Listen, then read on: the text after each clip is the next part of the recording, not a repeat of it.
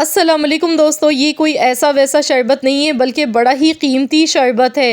रोज़ेदारों के सेहत के ख़जाने की चाबी है ये शरबत। सिर्फ़ एक गिलास बनाकर रोज़ेदारों को पिला दें, यकीन मानिए रोज़ेदार दिल से दुआएं देने पर मजबूर हो जाएंगे।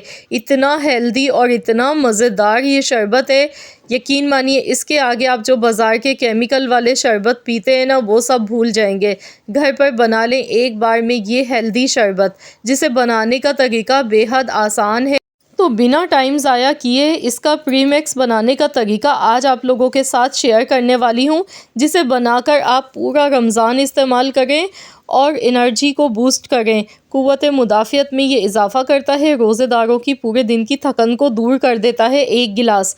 इसके लिए आपने क्या करना है, 1 कप चीनी लेनी है। यहाँ पर 1 कप चीनी लेंगे। अब इसे हेल्दी बनाने के लिए इसमें सब्ज़ इलायची डालेंगे। 15 से 20 हरी इलायची आपने इसमें शामिल करनी है। हरी इलायची मैदे के लिए तो बहुत फ़ायदेमंद होती है, हाज़मे को दुरुस्त करती है और इसके ढेर सारे फ़ायदे होते हैं। इसके बाद 3/4 कप मैंने इसमें वनीला कस्टर्ड पाउडर का शामिल किया है, यानी कि 1 कप से मैंने थोड़ा सा कम लिया है वनीला कस्टर्ड पाउडर। अब इन सारी चीज़ों को पीस के हमने तैयार कर लिया।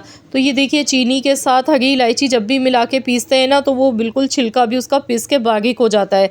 अब इसमें हम डालेंगे थोड़े से बादाम, पिस्ते, काजू और 4 मगज़। यकीन मानिए ये शरबत इतना हेल्दी बनेगा, जैसे हम सरदाई का इस्तेमाल करते हैं ना, तो उसी तरह की ताकत ये आपको देगा। एनर्जी आपकी पूरे दिन की बूस्ट कर देगा। जो पूरे दिन रोज़े में प्यास होती है और जो कमज़ोरी हो जाती है पूरे दिन की, वो सारी की सारी इंशाअल्लाह ताला 1 गिलास पीते के साथ ही आपकी बूस्ट हो जाएगी और आप दोबारा से चुस्त हो जाएंगी ये 1 गिलास पीते के साथ ही। तो यहाँ पर देखिए, मैंने सारी चीज़ों को पीस लिया। इसमें सारे ड्राई फ्रूट्स डालने के बाद पीस लिया। तो ये बहुत ही ज़बरदस्त सा एनर्जी बूस्टर हमारा प्रीमिक्स बनके तैयार हो गया है। तो इस तरह से आप भी ये शरबत बनाने का प्रीमिक्स बना के एक बार स्टोर कर लें और रोज़ाना इससे शरबत बनाएं रोज़ेदारों के लिए। तो चलिए अब हम तरीक़ा देख लेते हैं किस तरीके से हमने इससे शरबत बना के तैयार करना है। अब आपने इस पाउडर को किसी भी एयर टाइट जार में डाल के आपने इसे सेव कर लेना है और आप इसे फ्रिज के बगैर बाहर भी रख सकते हैं। तो ये पूरा महीना आपका चलेगा, बिल्कुल भी ख़राब नहीं होगा। आप अपनी फैमिली के हिसाब से इसे ज़्यादा क्वांटिटी में भी बना के रख सकते हैं। तो चलिए अब हम शरबत बनाने का तरीका जान लेते हैं। इसके लिए 1 लीटर मैंने दूध लिया है और दूध को मैंने बॉयल होने के लिए रख दिया है।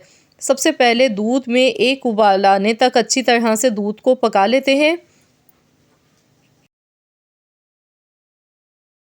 फुल फैट क्रीम वाला मैंने दूध लिया था यहाँ पर। अगर आप डाइट कॉन्शियस हैं तो फिर आप यहाँ पर दूध उबालने के बाद इसे ठंडा कर लें। इस पर जो मलाई आती है, एक तह जम जाती है, वो आप इसमें से हटा के शरबत बना सकते हैं। तो यहाँ पर दूध अच्छी तरह से पक चुका था, 2-3 बार मैंने उबाल दिलाया।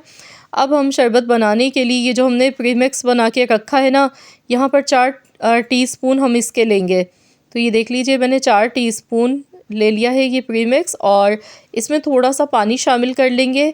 अब इसे अच्छी तरह से मिक्स कर लेंगे। इसमें कोई भी गुठली वगैरह नहीं रहनी चाहिए। अच्छी तरह से इसे मिला लेंगे। तो यहाँ देखिए, मैंने अच्छी तरह से मिक्स कर लिया है। अब हम इसे दूध में शामिल कर देंगे। तो यहाँ पर दूध में इसे डालने के बाद भी हमने अच्छी तरह से पकाना है। तो यहाँ देखिए, मैंने पूरा डाल दिया है और जो प्याली में लगा रह गया है इससे भी हम अच्छी तरह से साफ़ कर लेंगे।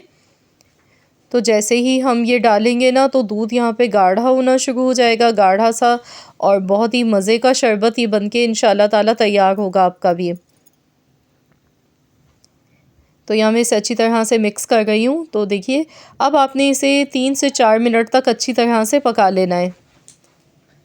तो देखिए, काफ़ी गाढ़ा हो गया है और ठंडा होने के बाद ये मज़ीद और गाढ़ा हो जाता है शरबत। तो आपने बस अच्छी तरह से 3 से 4 मिनट तक इसे पकाते जाना है, ताकि हमने इसमें जितने भी ड्राई फ्रूट्स डाले हैं उनका बेहतरीन सा इसमें फ्लेवर आ सके।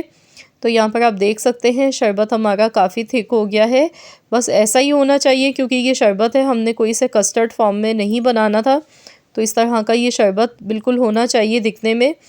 तो यहाँ पर बस इसे अब हम गैस का फ्लेम बंद करेंगे और ठंडा होने के लिए रख देंगे। तो यहाँ पर देखिए मैंने इसे ठंडा होने के बाद फ्रिज में रख दिया था, फ्रीज़र में, और ये खूब अच्छा सा ठंडा हो चुका है। तो इसलिए मैं इसमें आइस क्यूब्स का इस्तेमाल नहीं करने वाली हूँ। आप देख सकते हैं इसकी थिकनेस। मैंने इसे फ्रीज़र में रखा था 1 घंटे के लिए और ये खूब अच्छा सा चिल्ड हो चुका है। काफ़ी गाढ़ा भी हो गया है, बहुत ही क्रीमी और मज़ेदार सा ये शरबत बनके तैयार हुआ है। तो चलिए अब हम इसे सर्व कर लेते हैं। तो इस बार रोज़ेदारों का दिल जीतना हो तो ये रेसिपी ज़रूर बनाइएगा। ये शरबत बहुत ही आला किस्म का शरबत है, बहुत ही मज़ेदार होने के साथ-साथ बहुत ज़्यादा हेल्दी है हमारी सेहत के लिए। तो ज़रूर आप लोग भी ये शरबत बनाएं, एंजॉय करें इस माह रमज़ान के महीने में, और अपना फीडबैक मुझे ज़रूर दें कि आप सबको कैसी लगी है मेरी आज की ये रेसिपी। आई होप कि आप सबको ये रेसिपी ज़रूर पसंद आई होगी। ये रेसिपी अच्छी लगी है तो वीडियो को लाइक कर दें, शेयर कर दें। मिलते हैं इंशाअल्लाह ताला एक और नई रेसिपी के साथ। तो जब तक के लिए अल्लाह हाफ़िज़।